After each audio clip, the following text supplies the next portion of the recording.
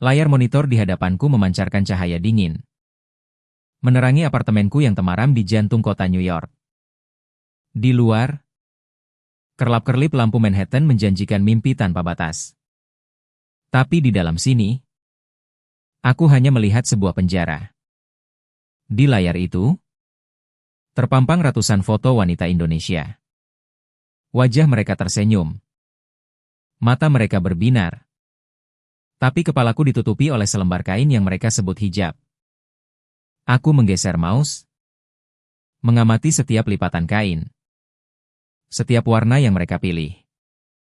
Ada yang polos, ada yang bermotif bunga, ada yang dihiasi manik-manik.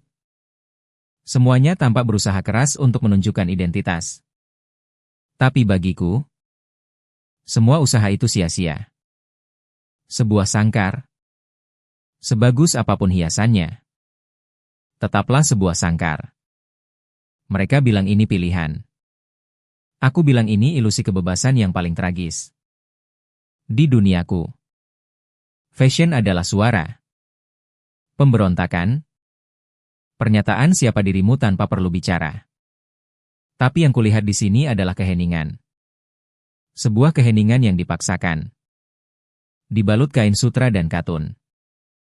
Aku mendengus sinis. Kuno, bisikku pada diriku sendiri. Pada keheningan apartemenku yang mahal. Ini bukan fashion. Ini adalah anti-fashion. Ini adalah pernyataan menyerah. Halo semuanya. Nama saya Amelia Hayes.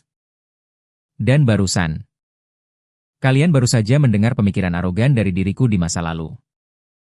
Selama bertahun-tahun, aku hidup sebagai seorang peramal tren mode di New York. Tugasku adalah memberitahu dunia apa yang indah, apa yang relevan, dan apa yang harus ditinggalkan. Aku pikir aku tahu segalanya tentang kebebasan berekspresi. Hari ini, aku ingin menceritakan sebuah perjalanan yang menghancurkan semua yang aku yakini. Sebuah kisah tentang bagaimana Indonesia, sebuah negara yang dulu aku anggap terbelakang dalam peta mode dunia, justru mengajariku arti kebebasan yang sesungguhnya. Ini adalah kisah tentang bagaimana aku melihat hijab sebagai simbol penindasan. Sampai aku sadar bahwa itu adalah sebuah mahkota yang tak terlihat. Duniaku terbuat dari kaca, baja, dan kain-kain termahal.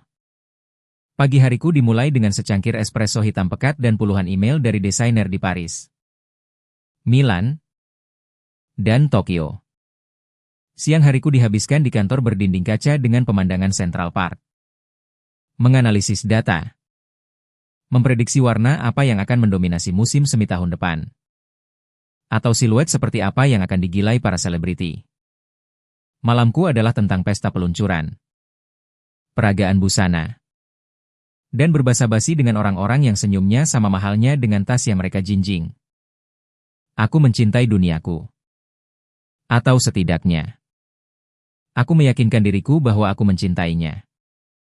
Bagiku, fashion lebih dari sekadar pakaian. Itu adalah baju zirah.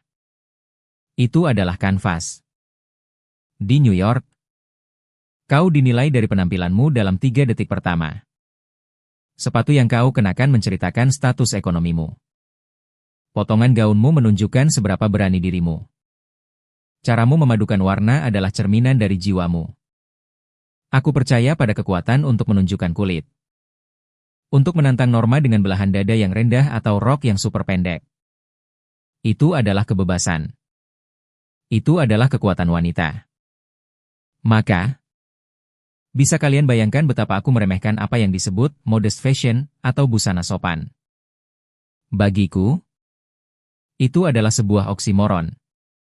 Sebuah kontradiksi. Bagaimana bisa fashion menjadi sopan? Fashion seharusnya provokatif, menantang, dan mendobrak batas. Konsep menutupi tubuh untuk alasan keyakinan terdengar seperti sesuatu dari abad pertengahan. Dan hijab adalah puncaknya. Simbol paling nyata dari semua yang aku tentang. Sebuah kain yang meredam suara seorang wanita. Menyembunyikan identitasnya. dan menyeragamkannya dalam kerumunan. Setidaknya, itulah yang aku pikirkan. Belakangan ini, duniaku yang gemerlap mulai terasa hampa. Tren datang dan pergi dengan begitu cepat hingga terasa tak berarti. Warna yang kuprediksi akan menjadi hits tahun ini, tahun depan sudah dilupakan. Gaun seharga ribuan dolar hanya dipakai sekali untuk sebuah foto Instagram. Semuanya terasa dangkal. Aku mulai lelah. Aku merindukan sesuatu yang nyata. Sesuatu yang memiliki makna lebih dalam dari sekadar benang dan kain. Di tengah kejenuhan itulah, Mark, bosku, memanggilku ke ruangannya. Amelia, katanya sambil tersenyum lebar. Aku punya proyek besar untukmu. Sesuatu yang akan membuka cakrawala baru. Aku membayangkan sebuah tugas ke Paris untuk pekan mode adibusana. Atau mungkin perjalanan riset ke jalanan Harajuku di Tokyo. Tapi yang keluar dari mulut Mark membuatku nyaris tersedak kopiku. Indonesia? Katanya dengan penuh semangat. Pasar busana sopan di sana sedang meledak. Aku ingin kau pergi ke Jakarta. Pelajari pasarnya. Cari tahu apa yang membuat mereka tergerak. Ini adalah segmen pasar yang belum kita sentuh. Aku menatapnya. Tak percaya. Indonesia? Jakarta? Tempat yang dalam benakku hanya berisi kemacetan, polusi, dan hutan beton yang panas? Aku harus meninggalkan pusat mode dunia untuk meneliti hijab. Rasanya seperti sebuah penghinaan. Seperti seorang koki bintang Michelin yang ditugaskan untuk meneliti makanan kaleng. Mark, dengan segala hormat, bukankah ini lebih cocok untuk tim riset pasar junior? Protesku. Tidak. Amelia. Aku butuh matamu. Aku butuh intuisimu. Kau yang terbaik dalam melihat the next big thing. Anggap saja ini tantangan. Coba temukan keindahan di tempat yang tak terduga. Jawabnya, tak memberiku ruang untuk menolak. Dengan berat hati, aku pun berkemas. Aku memasukkan gaun-gaun sutra tipis, atasan tanpa lengan, dan celana pendek andalanku. Sama sekali tidak memikirkan budaya lokal. Aku membawa serta semua prasangka dan keangkuhanku. Di kepalaku, perjalanan ini adalah sebuah tugas buangan. Sebuah hukuman terselubung. Aku akan menyelesaikannya secepat mungkin. Menulis laporan yang mereka inginkan, lalu kembali ke kehidupanku yang sebenarnya. 24 jam kemudian, aku mendarat di Bandara Internasional Soekarno-Hatta. Begitu pintu pesawat terbuka, udara panas dan lembab langsung menyergapku seperti selimut basah yang tebal. Rasanya berat dan lengket. Sangat kontras dengan udara musim gugur yang sejuk dan kering yang kutinggalkan di New York. Perjalanan dari bandara ke hotel adalah sebuah serangan terhadap semua inderaku. Klakson yang bersahutan tanpa henti. Ribuan sepeda motor yang menyelinap di setiap celah dengan lincah seperti ikan. Dan papan-papan reklam raksasa yang menampilkan wajah-wajah lokal yang tersenyum. Dari jendela taksi, aku melihat pemandangan yang mengkonfirmasi semua stereotipku. Gedung-gedung tinggi yang tampak usang berdiri di samping pemukiman padat. Kabel-kabel listrik tanpa semrawut di atas kepala. Dan di mana-mana, aku melihatnya. Hijab. Dikenakan oleh wanita yang mengendarai motor. Oleh kasir di minimarket. Oleh ibu yang menggendong anaknya. Warnanya beragam. Tapi di mataku saat itu, semuanya terlihat sama. Sebuah lautan keseragaman yang menenggelamkan individualitas. Kasihan sekali mereka. Pikirku dalam hati. Hari pertamaku di Jakarta kuhabiskan untuk riset awal. Aku memutuskan untuk mengunjungi salah satu pusat perbelanjaan terbesar, Grand Indonesia. Dengan asumsi aku akan menemukan beberapa toko lokal yang menjual pakaian tradisional yang membosankan. Aku melangkah masuk dari jalanan yang panas dan bising ke dalam ruangan ber-AC yang sejuk dan tenang. Dan di sanalah, untuk pertama kalinya, duniaku mulai retak. Ini bukan mal seperti yang kubayangkan. Lantainya terbuat dari marmer mengkilap yang memantulkan cahaya dari lampu gantung kristal raksasa. Di sebelah kiriku, ada butik Chanel. Di kananku, Louis Vuitton. Di seberang sana, Gucci, Dior, Prada. Semua nama besar yang biasa kulihat di Fifth Avenue atau Rue Saint-Honoré ada di sini.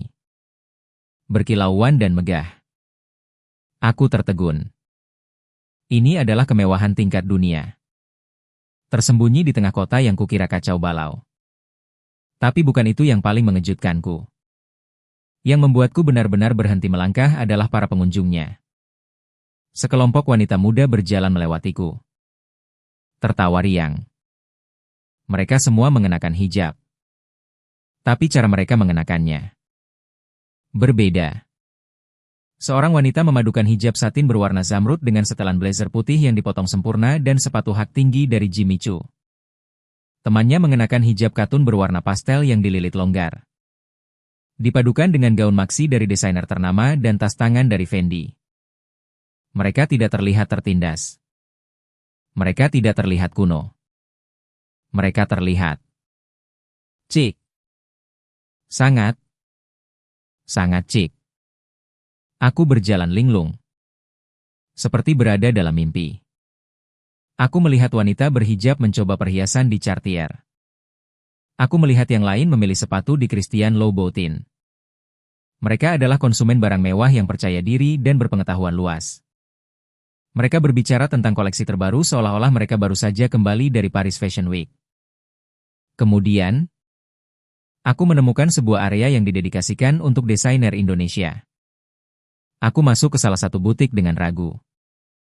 Manekin-manekin di dalamnya mengenakan busana sopan yang belum pernah kulihat sebelumnya. Potongannya arsitektural. Bahannya berkualitas tinggi. Dan detailnya sangat indah. Ada gaun dengan lengan gelembung yang dramatis. Tunik dengan sulaman tangan yang rumit. Dan setelan celana dengan siluet yang modern dan kuat. Harganya setara dengan merek-merek desainer kelas menengah di New York. Aku menyentuh salah satu kain. Lembut, dingin, dan mewah. Aku melihat seorang wanita berhijab sedang berkonsultasi dengan seorang penata gaya pribadi di dalam butik itu. Mereka tidak sedang memilih pakaian untuk menutupi diri. Mereka sedang membangun sebuah tampilan. Menciptakan sebuah pernyataan. Sesuatu dalam diriku mulai bergeser. Kebingungan mulai merayap masuk. Menggantikan kesombonganku. Semua yang kulihat hari itu bertentangan langsung dengan narasi yang telah kubangun di kepalaku. Aku datang ke sini untuk mempelajari sebuah pasar ceruk yang terbelakang. Tapi yang kutemukan adalah sebuah ekosistem mode yang canggih. Hidup. Dan penuh kejutan. Mungkin, hanya mungkin, aku telah salah menilai semuanya. Malam itu di kamar hotelku yang mewah. Aku tidak bisa tidur. Pemandangan Grand Indonesia terus berputar di kepalaku. Para wanita berhijab yang menenteng tas Chanel. Setelan blazer yang dipotong sempurna. Butik-butik busana sopan yang tak kalah canggih dari desainer di Soho. Aku mencoba mencari-cari alasan. Mencoba merasionalisasi apa yang telah kulihat. Mungkin mereka hanya segelintir elit. Kaum 1% yang hidup di gelembung kemewahan. Terpisah dari kenyataan masyarakat pada umumnya. Ya, pasti begitu. Aku berpegang pada pemikiran itu seperti pelampung di tengah lautan kebingungan. Prasangkaku, yang tadinya sebuah benteng kokoh, kini retak di sana-sini. Dan aku mati-matian berusaha menambalnya. Keesokan harinya, aku mendapat email dari kontak lokalku. Dia telah mengatur sebuah pertemuan untukku dengan seorang mitra lokal penting yang dianggap bisa memberikan wawasan mendalam tentang pasar busana di Indonesia. Namanya Rania Putri. Sebuah nama yang terdengar sangat lokal. Aku langsung membayangkan seorang wanita paruh baya. Mungkin seorang pemilik butik tradisional yang akan menyambutku dengan senyum ramah dan menyajikan teh manis serta kue-kue basah. Aku membayangkan akan duduk di kantor yang penuh dengan kain batik. Mendengarkan cerita tentang filosofi turun-temurun. Sementara aku dengan sopan mencatat hal-hal yang mungkin tidak akan pernah kupakai dalam laporanku. Aku bahkan sudah menyiapkan beberapa pertanyaan sederhana dalam bahasa Inggris yang pelan dan jelas. Khawatir akan ada kendala bahasa. Aku bersiap untuk menjadi seorang antropolog mode, bukan seorang analis tren. Kami sepakat untuk bertemu di sebuah kedai kopi di kawasan bisnis Sudirman. Atau yang mereka sebut SCBD. Aku tiba 15 menit lebih awal.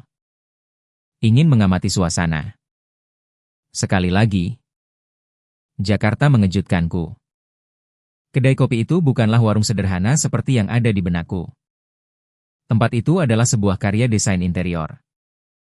Dinding kaca dari lantai ke langit-langit. Perabotan minimalis dari kayu ek. Dan aroma kopi Arabica yang baru diseduh memenuhi udara. Para pelanggannya adalah para profesional muda. Pria dan wanita. Yang sibuk dengan laptop MacBook mereka. Mendiskusikan startup. Investasi. Dan proyek-proyek besar. Suasananya begitu dinamis dan kosmopolitan. Rasanya aku bisa saja sedang berada di Williamsburg, Brooklyn, bukan di Asia Tenggara. Aku memilih meja di dekat jendela, memesan americano, dan menunggu. Aku memeriksa jam tanganku. Sedikit merasa superior karena datang lebih awal. Tepat pada waktu yang ditentukan. Pintu kaca kedai kopi itu bergeser terbuka. Seorang wanita muda melangkah masuk. Pandangannya menyapu seisi ruangan dengan cepat. Penuh percaya diri. Dan berhenti saat melihatku. Dia tersenyum dan berjalan ke arahku. Otakku seakan berhenti bekerja selama beberapa detik. Wanita ini berusia akhir 20-an. Mungkin sebaya denganku. Dia mengenakan setelan celana berwarna krem yang potongannya sempurna. Menonjolkan siluetnya yang tinggi semampai. Di tangannya ada tas kerja dari kulit merek ternama. Dan kakinya dibalut sepatu hak tinggi yang elegan. Tapi yang paling membuatku terpana adalah kepalanya. Dia mengenakan hijab. Bukan hijab katun sederhana. Tapi selembar sutra murni berwarna zamrud yang dililitkan dengan gaya yang sangat modern dan artistik.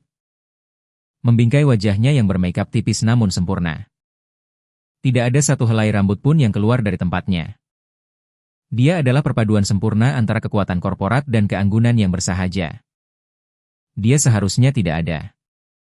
Dia tidak cocok dengan gambaran apapun yang ada di kepalaku tentang seorang Rania Putri. Amelia Hayes? Suaranya jernih dan tegas. Dengan aksen Inggris yang nyaris sempurna. Saya Rania Putri. Senang akhirnya bisa bertemu dengan Anda. Dia mengulurkan tangannya. Aku, yang masih sedikit linglung, menjabatnya. Jabat tangannya erat dan penuh keyakinan. Senang bertemu denganmu. Jawabku.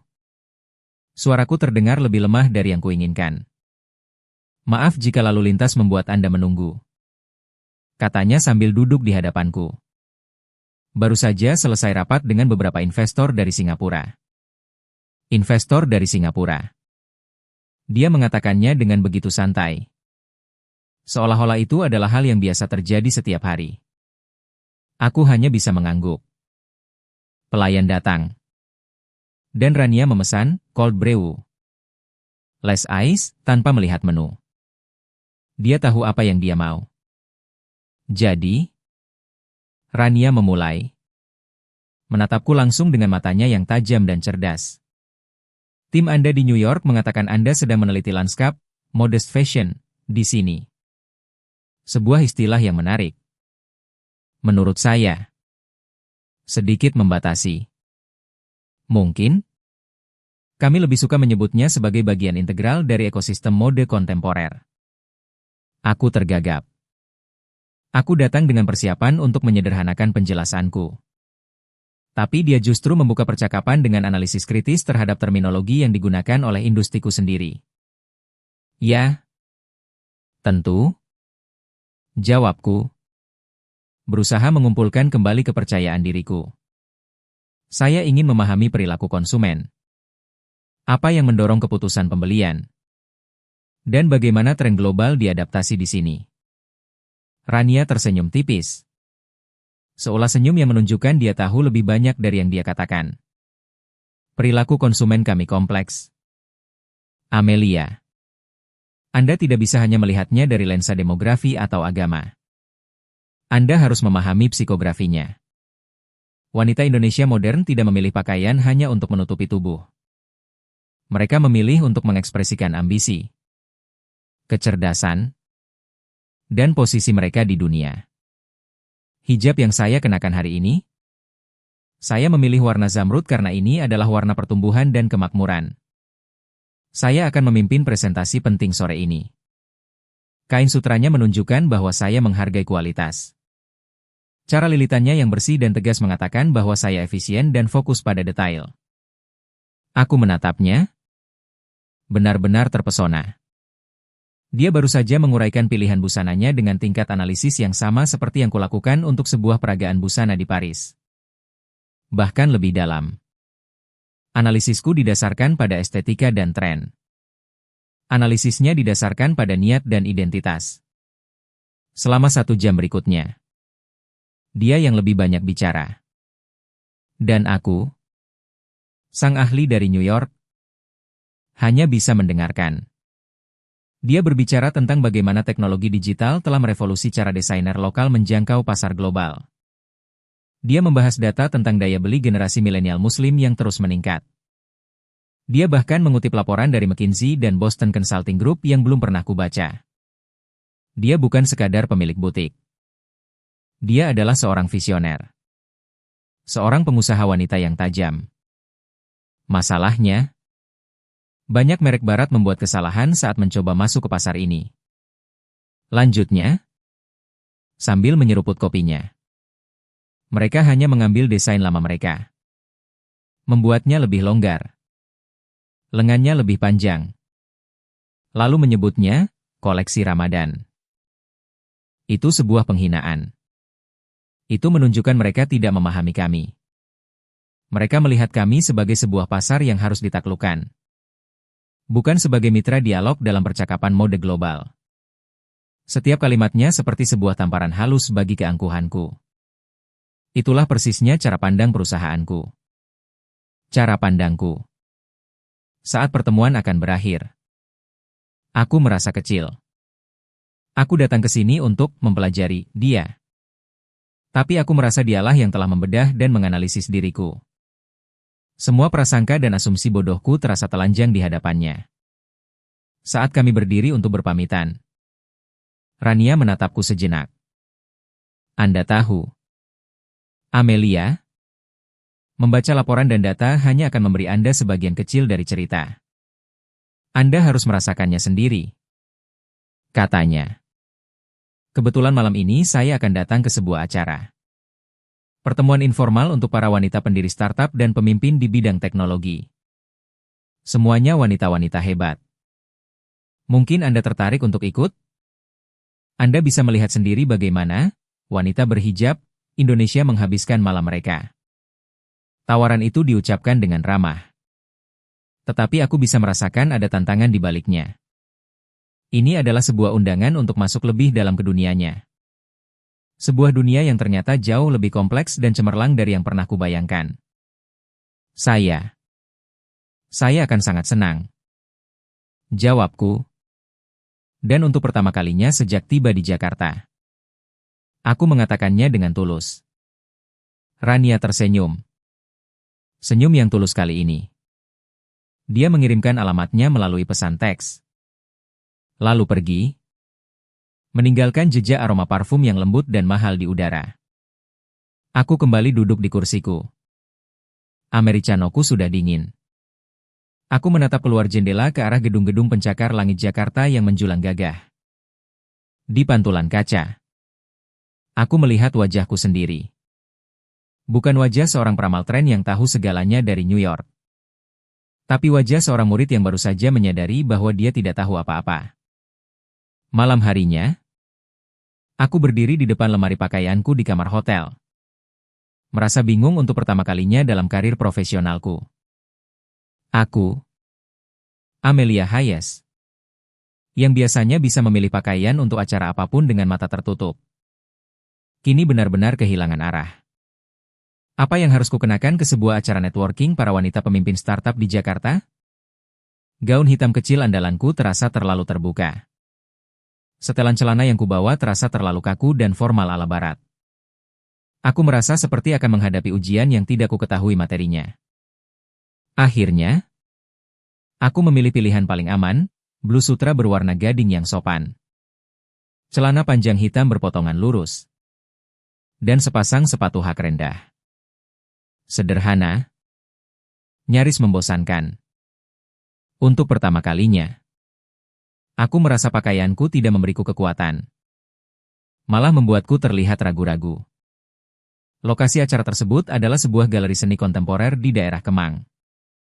Sebuah area yang dikenal trendy dan penuh dengan kafe serta butik independen. Saat taksi onlineku tiba, aku melihat Rania sudah menunggu di depan. Malam ini, dia mengenakan kaftan modern berwarna biru tua yang mengalir. Dihiasi sulaman perak yang halus di bagian leher dan pergelangan tangan. Hijabnya terbuat dari bahan sifon ringan dengan warna senada. Ditata dengan gaya yang lebih santai namun tetap elegan. Dia terlihat seperti seorang ratu modern. Amelia, kamu datang? Sapanya dengan hangat. Seolah kami adalah teman lama. Ayo masuk. Acaranya tidak terlalu formal. Kok.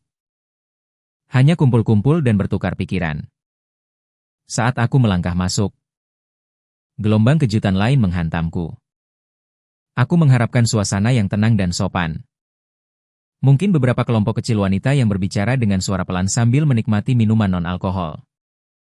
Tapi yang menyambutku adalah sebuah ruangan yang berdengung dengan energi. Musik jazz instrumental yang keren mengalun dari pengeras suara tersembunyi. Puluhan wanita. Mungkin sekitar 50 orang. Tersebar di seluruh galeri. Berdiri dalam kelompok-kelompok. Tertawa. Berdebat. Dan bertukar ide dengan penuh semangat. Dan hampir semuanya mengenakan hijab. Ini adalah pemandangan yang paling surreal. Aku melihat seorang wanita dengan hijab turban berwarna-warni yang berani. Sedang menjelaskan diagram kompleks di iPad-nya kepada dua wanita lain yang mendengarkan dengan saksama. Aku melihat sekelompok wanita di sudut lain. Salah satunya mengenakan hijab yang dipadukan dengan jaket kulit dan sepatu bot. Sedang tertawa terbahak-bahak. Di dekat bar yang menyajikan aneka jus buah segar dan mocktail yang rumit.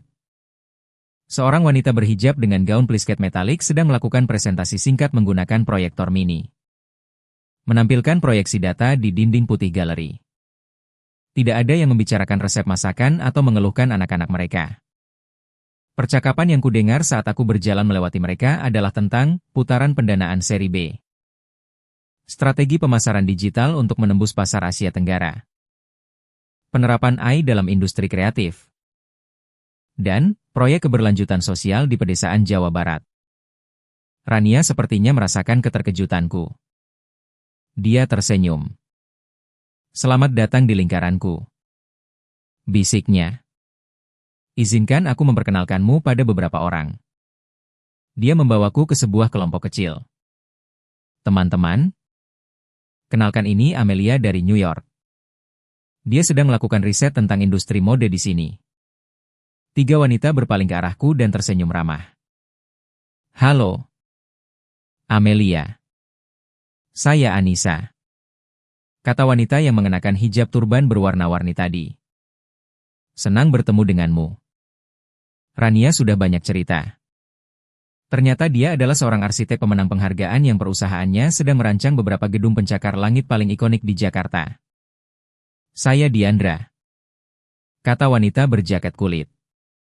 Dia adalah seorang seniman digital yang karyanya baru saja dipamerkan di Art Basel Hong Kong. Dan saya Citra.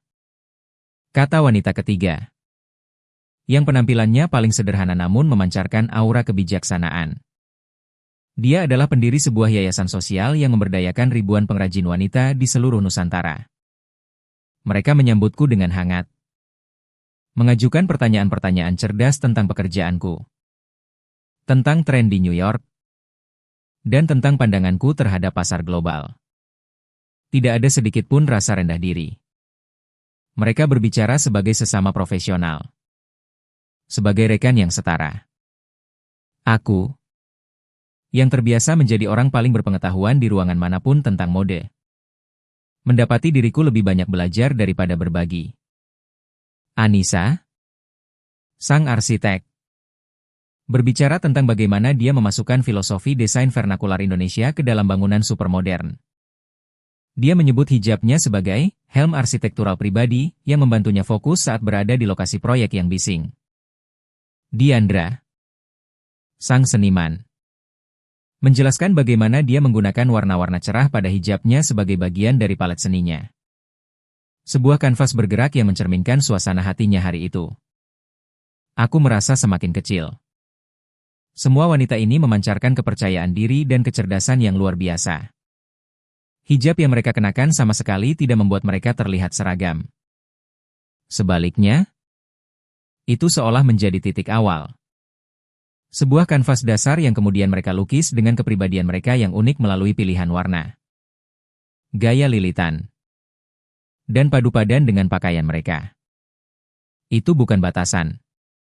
Itu adalah platform untuk kreativitas yang lebih dalam. Aku menghabiskan sisa malam itu dengan berpindah dari satu kelompok ke kelompok lain. Kadang bersama Rania, kadang sendirian.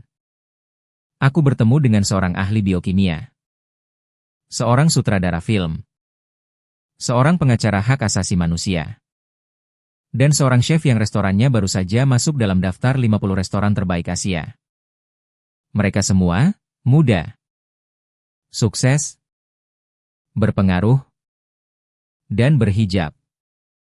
Stereotipku tentang wanita tertindas yang tinggal di rumah tidak hanya salah, tapi juga menggelikan. Wanita-wanita ini adalah kekuatan alam. Mereka membangun perusahaan, menciptakan karya seni, mengubah masyarakat. Mereka adalah definisi dari wanita modern yang berdaya. Dan mereka melakukannya tanpa harus melepaskan keyakinan atau identitas budaya mereka. Menjelang akhir acara, aku menemukan diriku berdiri sendirian di depan sebuah lukisan abstrak yang besar. Mencoba memproses semua yang telah kulihat dan kudengar.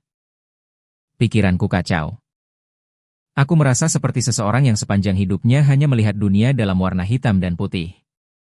Dan tiba-tiba dilemparkan ke dalam dunia penuh warna teknicolor.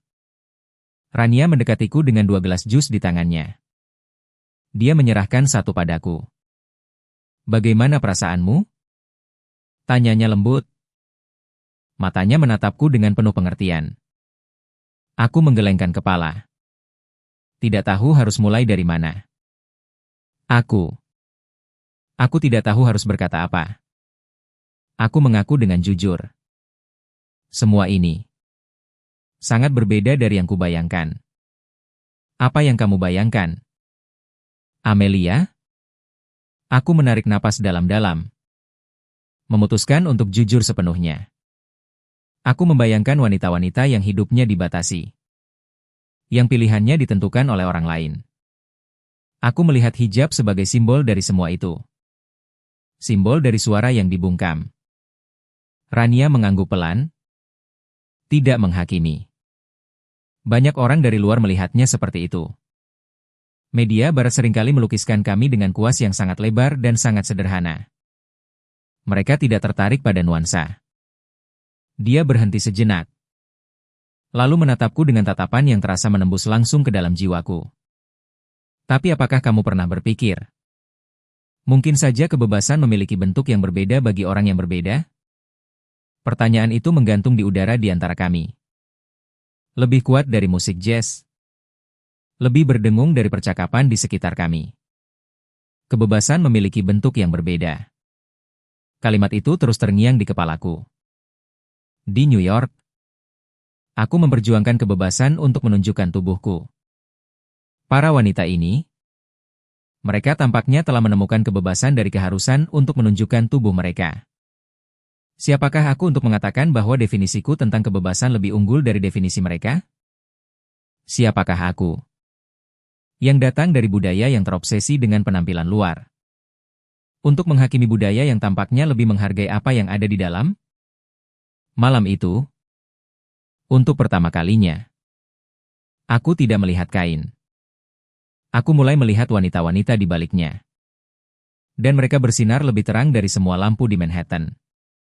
Beberapa hari berikutnya terasa seperti demam yang aneh dan membingungkan. Aku membatalkan semua agenda riset formalku. Tidak ada lagi kunjungan ke pusat perbelanjaan atau wawancara terstruktur dengan para eksekutif pemasaran. Sebaliknya, aku membiarkan diriku terseret ke dalam dunia Rania. Dia seolah membukakan pintu ke sebuah Indonesia yang tidak pernah muncul di brosur pariwisata atau laporan berita internasional. Aku diajak makan siang di warung sederhana yang tersembunyi di sebuah gang kecil. Tempat kami makan dengan tangan dan tertawa bersama teman-temannya. Aku dibawa ke sebuah lokakarya membatik di Yogyakarta, di mana aku belajar bahwa setiap titik dan garis pada kain memiliki makna filosofis yang mendalam tentang kehidupan, kesabaran, dan keharmonisan. Aku duduk di teras belakang rumah orang tua Rania di Bandung, menyeruput teh melati hangat sambil mendengarkan ayahnya bercerita tentang sejarah bangsa dengan mata berbinar. Setiap pengalaman adalah sebuah tusukan kecil yang merobek jaring prasangkaku. Aku melihat nilai-nilai gotong royong atau semangat kebersamaan. Saat tetangga Rania beramai-ramai membantu mempersiapkan sebuah acara syukuran, aku merasakan ketenangan spiritual yang tulus saat mendengar suara azan menggema di senja hari. Sebuah panggilan yang terasa menenangkan bahkan bagi jiwaku yang sekuler. Para wanita yang kutemui melalui Rania terus membuatku takjub. Mereka adalah perpaduan yang mustahil. Setidaknya menurut logikaku yang lama. Mereka bisa membahas aplikasi fintech terbaru dalam satu tarikan napas. Lalu beralih membicarakan pentingnya berbakti kepada orang tua di napas berikutnya. Mereka sangat ambisius dalam karir, namun juga sangat memprioritaskan keluarga dan komunitas. Mereka adalah wanita global yang berakar kuat pada tradisi lokal. Mereka tidak melihat adanya kontradiksi. Bagi mereka, itulah keutuhan. Namun, di tengah semua kekaguman itu, masih ada satu pertanyaan yang mengganjal. Satu tembok terakhir yang belum bisa kuruntuhkan. Pertanyaan tentang hijab. Aku sudah tidak lagi melihatnya sebagai simbol penindasan yang sederhana. Aku sudah melihat bagaimana wanita-wanita ini memakainya dengan gaya, kreativitas, dan kebanggaan. Tapi di lubuk hatiku yang paling dalam, sebagian dari diriku masih belum bisa memahaminya.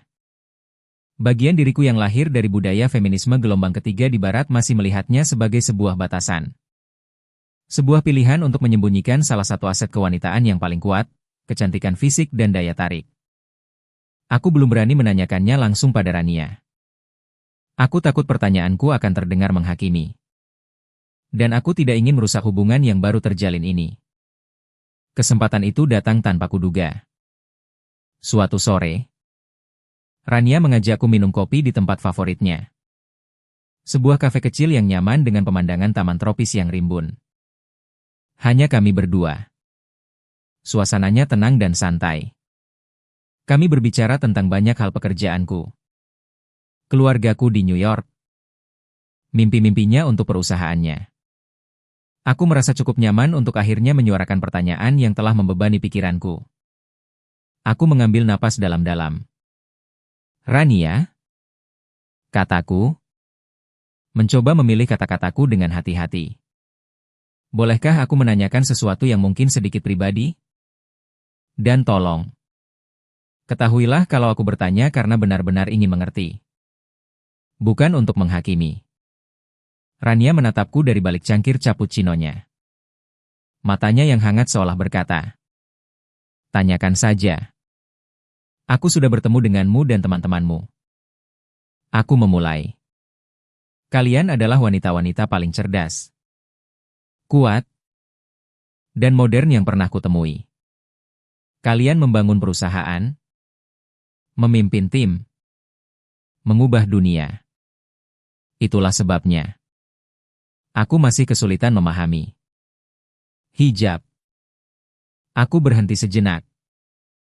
Mencari kata yang tepat. Mengapa? Mengapa seorang wanita yang memiliki segalanya seperti dirimu memilih untuk menutupi sesuatu yang oleh duniaku dianggap sebagai bagian penting dari ekspresi diri seorang wanita? Bukankah itu membatasi? Aku menahan napas setelah mengatakannya. Aku sudah siap jika dia tersinggung atau marah. Aku sudah siap jika percakapan ini menjadi canggung. Tapi Rania tidak melakukan semua itu. Dia meletakkan cangkirnya dengan perlahan. Tidak ada kemarahan di matanya. Hanya ada ketenangan yang dalam dan sedikit senyum sedih. Seolah dia sudah pernah mendengar pertanyaan ini berkali-kali. Dia menatapku lurus-lurus. Dan saat dia mulai berbicara, suaranya pelan namun mengandung kekuatan yang luar biasa. Amelia, katanya, kamu melihat sebuah batasan. Aku melihat sebuah pembebasan. Izinkan aku menceritakan sebuah kisah. Beberapa tahun lalu, saat aku baru memulai startupku, aku harus melakukan presentasi di depan sekelompok investor. Semuanya pria. Semuanya jauh lebih tua dariku. Dan kebanyakan dari mereka adalah orang asing. Aku masuk ke ruangan itu. Aku tahu ideku brilian. Aku tahu model bisnisku solid. Aku tahu aku telah melakukan risetku. Tapi selama 5 menit pertama presentasiku, tak satu pun dari mereka yang benar-benar mendengarkan kata-kataku. Dia berhenti sejenak. Membiarkan kata-katanya meresap. Mereka menatapku. Mereka menilai pakaianku. Mereka mungkin bertanya-tanya dalam hati tentang usiaku. Salah satu dari mereka bahkan secara terang-terangan menatap kakiku. Mereka tidak melihat seorang CEO. Mereka melihat seorang wanita muda. Dan di dunia mereka, itu berarti aku harus membuktikan diriku 2 kali lebih keras. Aku merasa seperti objek yang sedang dievaluasi. Bukan seorang profesional yang sedang mempresentasikan peluang bisnis. Aku mendengarkan. Terpaku. Aku tahu persis perasaan itu. Setiap wanita di dunia korporat pernah merasakannya. Malam itu aku pulang dengan perasaan marah dan tidak berdaya. Lanjut Rania. Lalu aku membuat sebuah keputusan.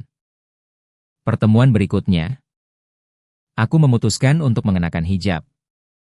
Bukan karena paksaan. Bukan karena tiba-tiba menjadi lebih religius. Itu adalah sebuah keputusan strategis. Sebuah pernyataan. Aku masuk ke ruang rapat berikutnya. Aku mengenakan setelan yang bagus. Dan hijab yang sederhana namun elegan. Dan sesuatu yang luar biasa terjadi. Energi di ruangan itu berubah total. Tiba-tiba, tidak ada lagi yang bisa mereka nilai dari penampilanku. Rambutku tertutup. Lekuk tubuhku tidak terlihat. Satu-satunya hal yang tersisa untuk mereka fokuskan adalah wajahku saat aku berbicara. Dan selide presentasi di belakangku. Mereka tidak punya pilihan selain mendengarkan ide-ideku. Mereka tidak bisa lagi meremehkanku sebagai gadis muda yang cantik. Mereka harus menghadapiku sebagai seorang pemikir. Seorang pebisnis. Disinilah puncak dari Sok Awe itu menghantamku. Bukan ledakan kembang api. Tapi sebuah ledakan keheningan di dalam pikiranku. Sebuah realisasi yang begitu mendalam hingga membuatku sesak napas.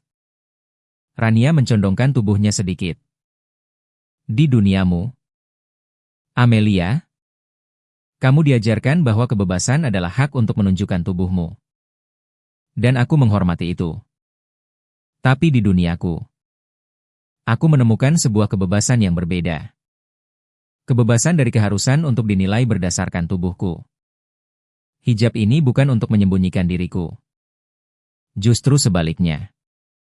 Ini adalah caraku untuk memastikan bahwa saat orang melihatku, mereka melihat aku yang sebenarnya. Mereka melihat pikiranku. Mereka melihat kemampuanku. Mereka melihat jiwaku. Bukan rambutku. Bukan bentuk tubuhku. Bukan seberapa menarik aku menurut standar mereka. Dia tersenyum lembut.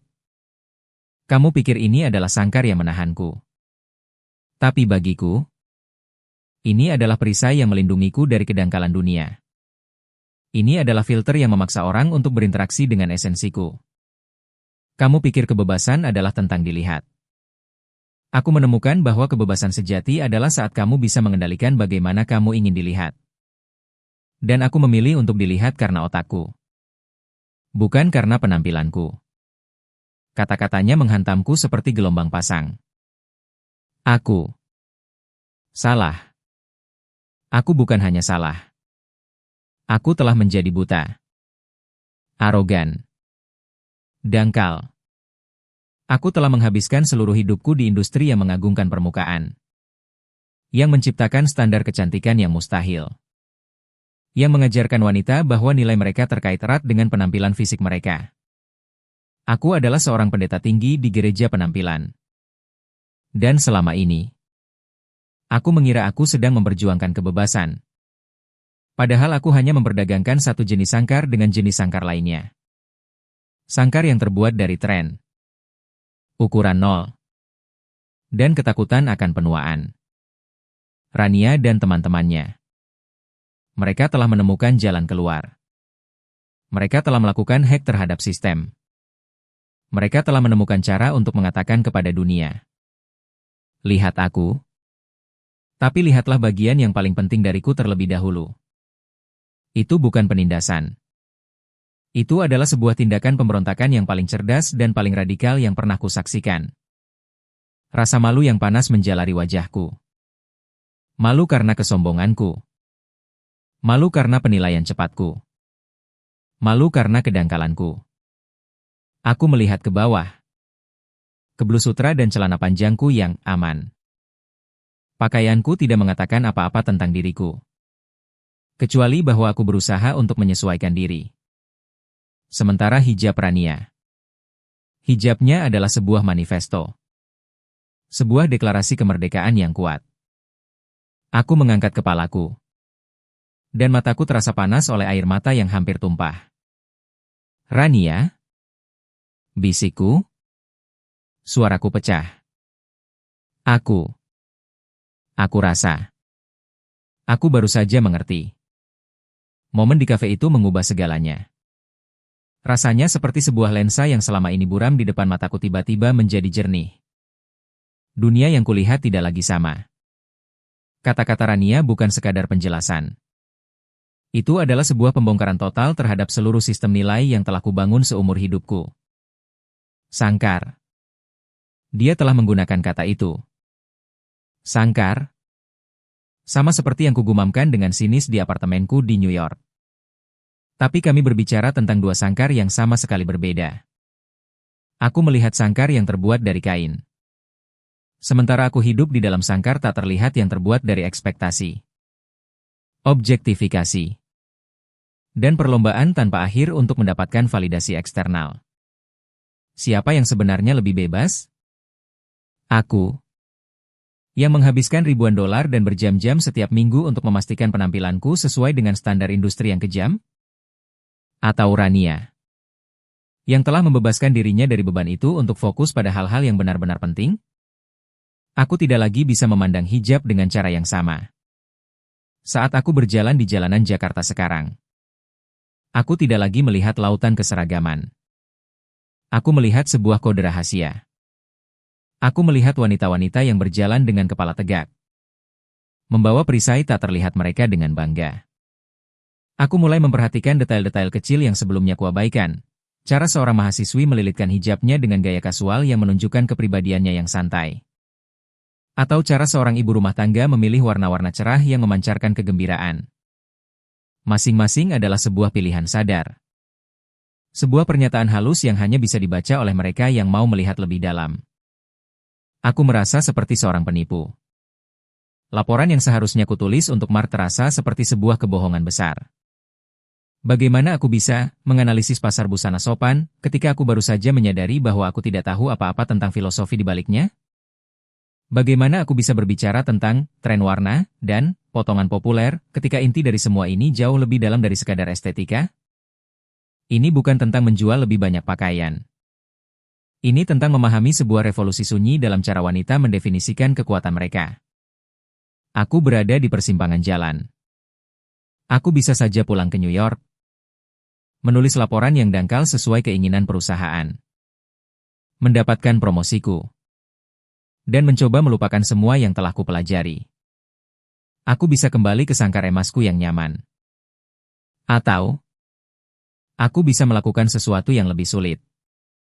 Sesuatu yang lebih jujur. Aku menelepon Rania. Bisakah kita bertemu? Ada sesuatu yang penting yang harus kubicarakan denganmu. Kami bertemu lagi di lobi kantorku yang modern. Sebuah gedung pencakar langit lain di jantung kota. Kali ini, aku yang merasa seperti orang lokal yang menyambut tamu. Aku sudah tidak merasa canggung atau asing lagi. Rania, kataku tanpa basa-basi. Aku akan jujur padamu.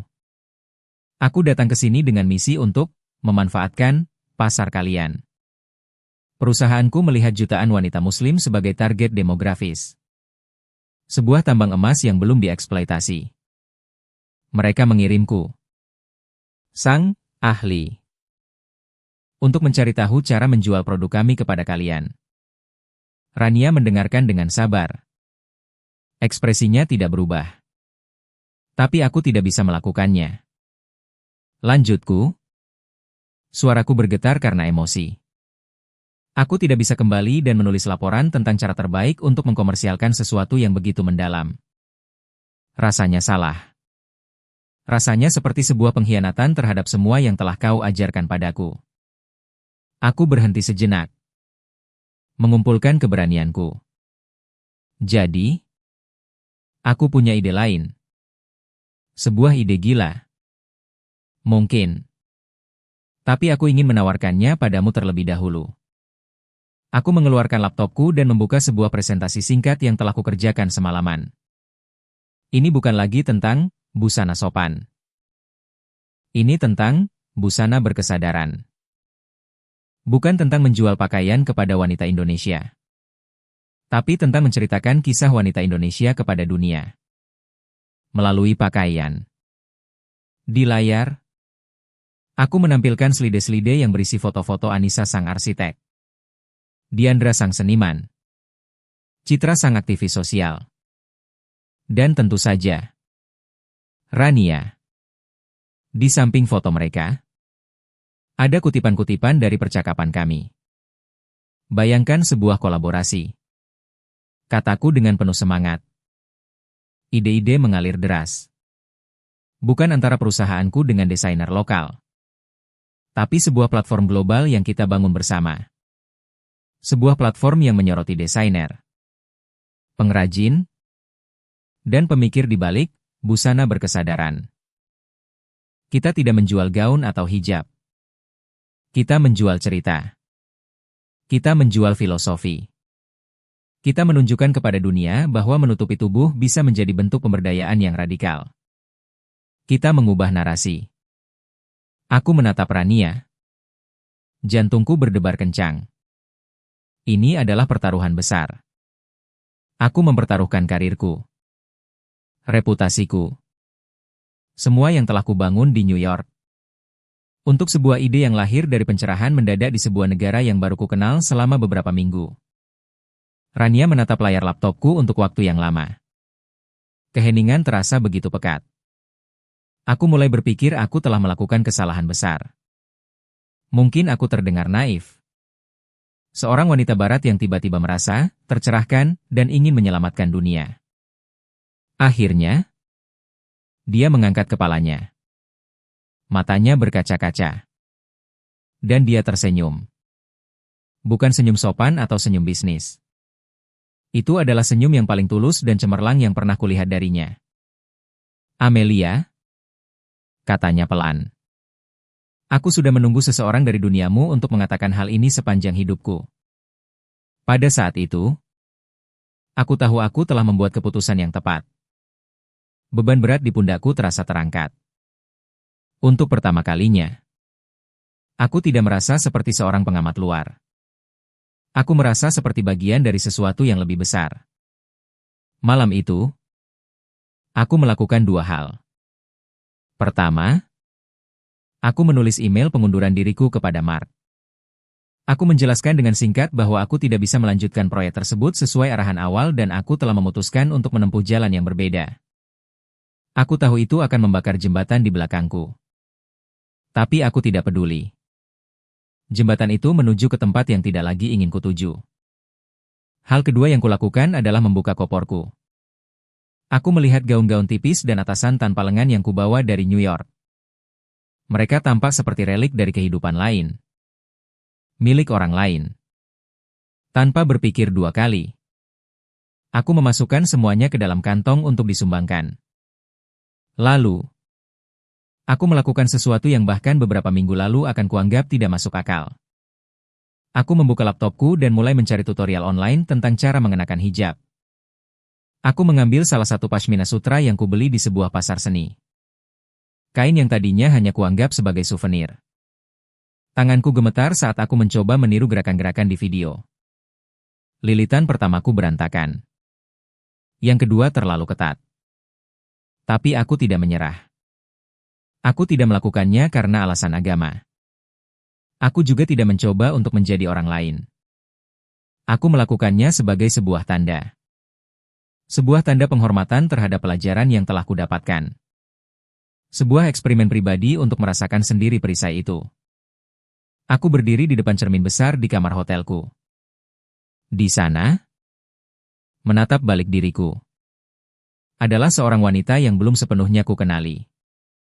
Rambut pirangku yang selalu menjadi bagian penting dari identitasku kini tertutup oleh kain berwarna biru laut. Yang tersisa hanyalah wajahku, mataku, hidungku, mulutku. Tiba-tiba, aku melihat diriku dengan lebih jelas. Tanpa distraksi rambutku, aku bisa melihat sorot keteguhan di mataku yang belum pernah kulihat sebelumnya. Aku bisa melihat garis senyum yang terbentuk karena kelegaan. Rasanya aneh. Rasanya kuat. Aku belum tahu akan kemana jalan ini membawaku. Aku belum punya rencana bisnis yang matang. Aku tidak punya pekerjaan. Dan aku berada di belahan dunia lain dari rumahku. Tapi untuk pertama kalinya setelah sekian lama, aku merasa bebas. Benar-benar bebas. Bebas dari ekspektasi orang lain.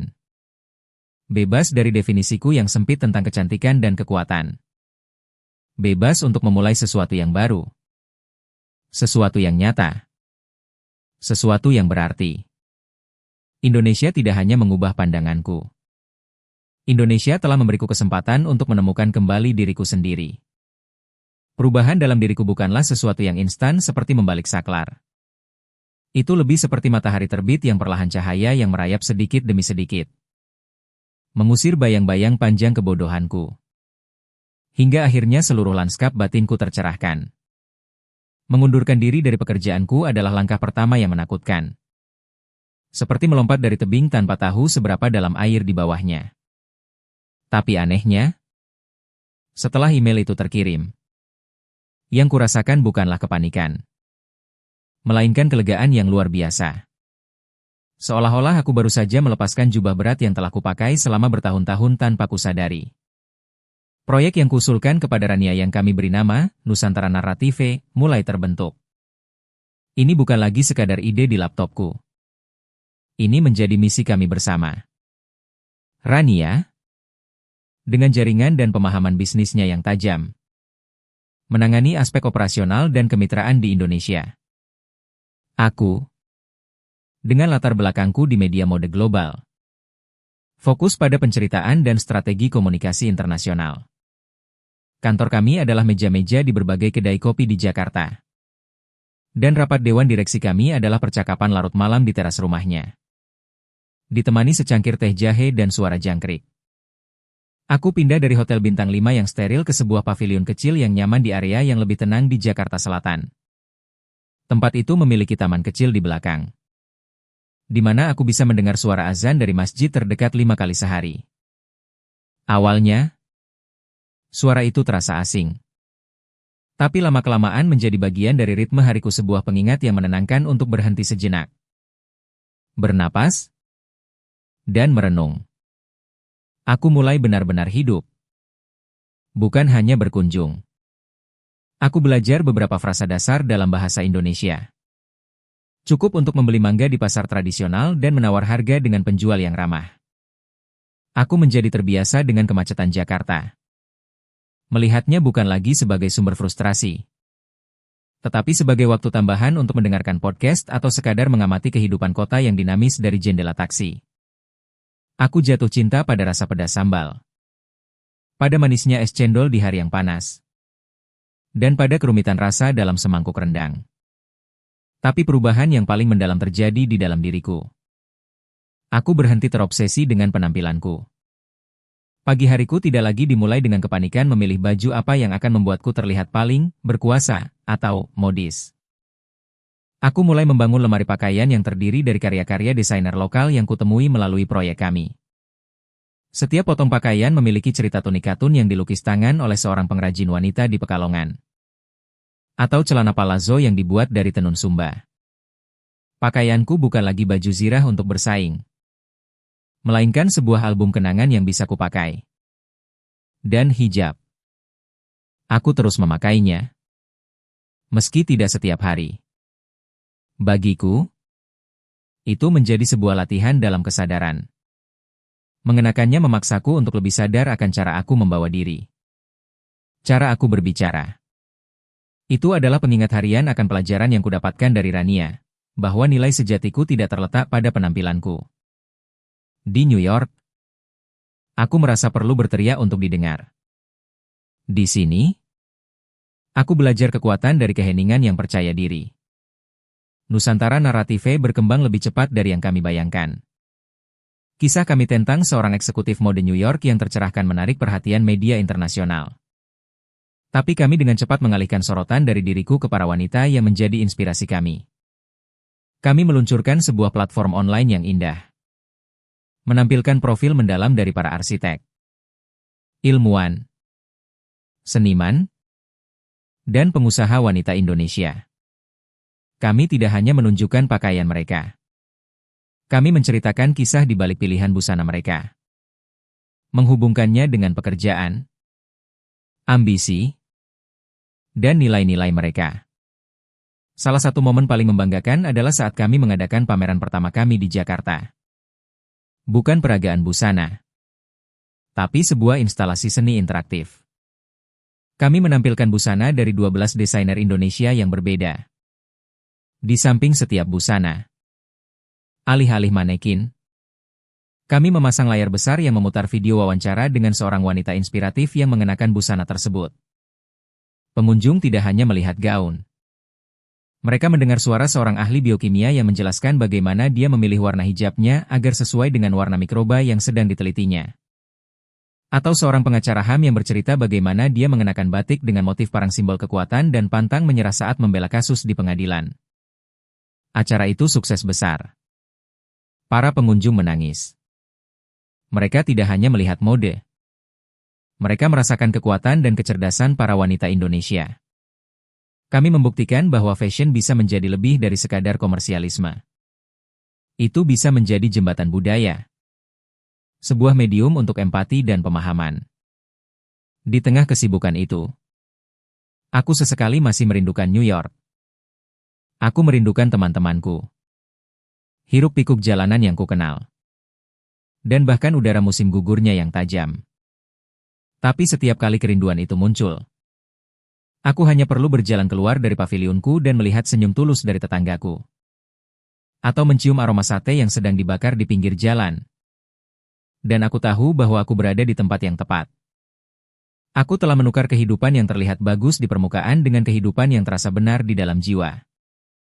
Suatu sore, aku menerima email dari Mark, mantan bosku. Aku mengira itu adalah email formalitas yang dingin. Tapi isinya membuatku terkejut. Amelia, tulisnya. Aku telah mengikuti ceritamu dari jauh. Apa yang kau dan Rania bangun dengan Nusantara Narative? Luar biasa. Kau benar. Kami salah. Kami melihat sebuah pasar.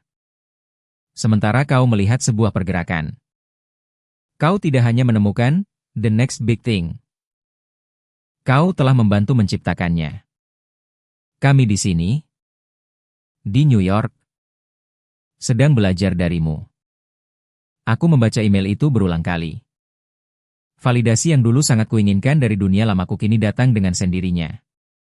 Justru saat aku sudah tidak lagi mencarinya. Aku tersenyum. Bukan senyum kemenangan, tapi senyum penuh rasa syukur.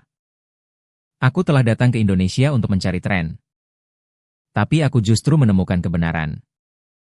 Aku datang untuk menilai, tapi aku justru diubah. Aku pikir aku datang untuk mengajar. Padahal selama ini aku adalah muridnya. Negara ini, dengan segala kerumitan, kehangatan, dan kebijaksanaannya yang tak terduga, telah memecahkan cangkang sinismeku dan menunjukkan kepadaku apa artinya menjadi manusia seutuhnya. Aku melihat ke cermin di kamarku. Wanita yang balas menatapku terlihat berbeda. Matanya lebih lembut, tapi sorotnya lebih kuat. Ada ketenangan dalam dirinya yang tidak ada sebelumnya.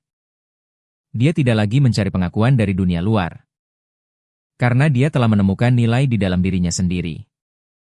Indonesia tidak hanya memberiku karir baru. Indonesia telah memberiku rumah baru. Dan yang terpenting, Indonesia telah mengembalikanku pada diriku sendiri. Kisahku tidak berakhir dengan kesimpulan yang rapi seperti di film-film.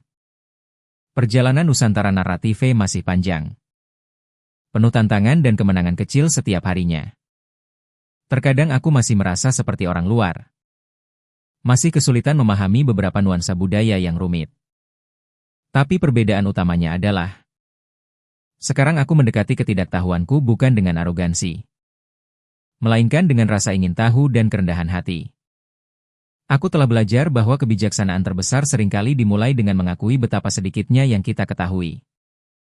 Tinggal di Indonesia telah mengajariku tentang keindahan dalam ketidaksempurnaan. Di New York, semuanya tentang kesempurnaan yang dipoles gedung-gedung yang berkilauan. Karir yang direncanakan dengan cermat. Tubuh yang dipahat di gym. Di sini, aku menemukan keindahan dalam wabi-sabi kehidupan sehari-hari. Dalam retakan di trotoar tempat tumbuhnya bunga liar. Dalam senyum tulus seorang pedagang kaki lima yang giginya tidak rata. Dalam percakapan yang mengalir tanpa agenda di sebuah warung kopi. Aku belajar untuk memperlambat langkah. Untuk benar-benar hadir di setiap momen. Sesuatu yang mustahil dilakukan di tengah hiruk-pikuk Manhattan yang tak pernah tidur. Salah satu pelajaran terpenting yang kudapatkan adalah tentang konsep ikhlas. Sebuah kata dalam bahasa Indonesia yang sulit diterjemahkan secara langsung. Namun kira-kira berarti ketulusan. Penerimaan yang tulus tanpa pamrih. Aku melihatnya dalam cara orang-orang di sekitarku saling membantu tanpa mengharapkan imbalan. Aku merasakannya dalam cara Rania dan teman-temannya menjalankan keyakinan mereka. Bukan sebagai beban kewajiban, tetapi sebagai sumber kedamaian batin. Konsep inilah yang pada akhirnya membebaskanku dari belenggu ambisi buta. Aku masih bekerja keras.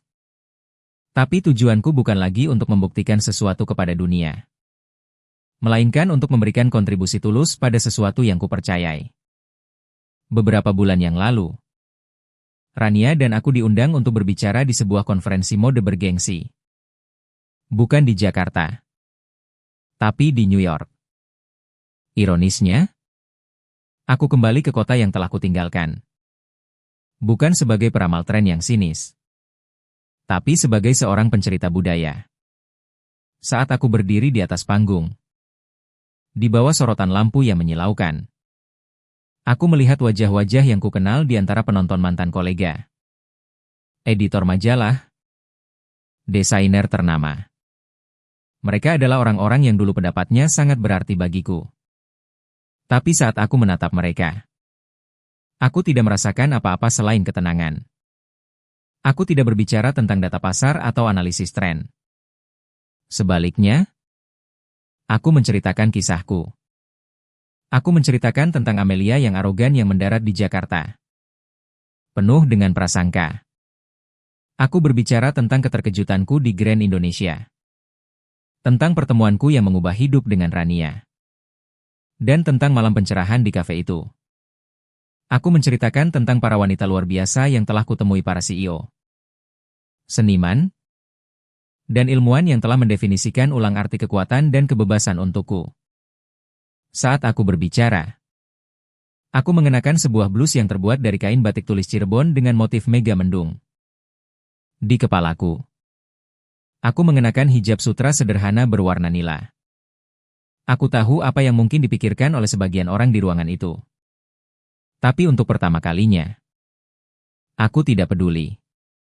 Karena aku tahu apa yang kuwakili. Pakaian ini bukan lagi sekadar pakaian. Ini adalah ceritaku.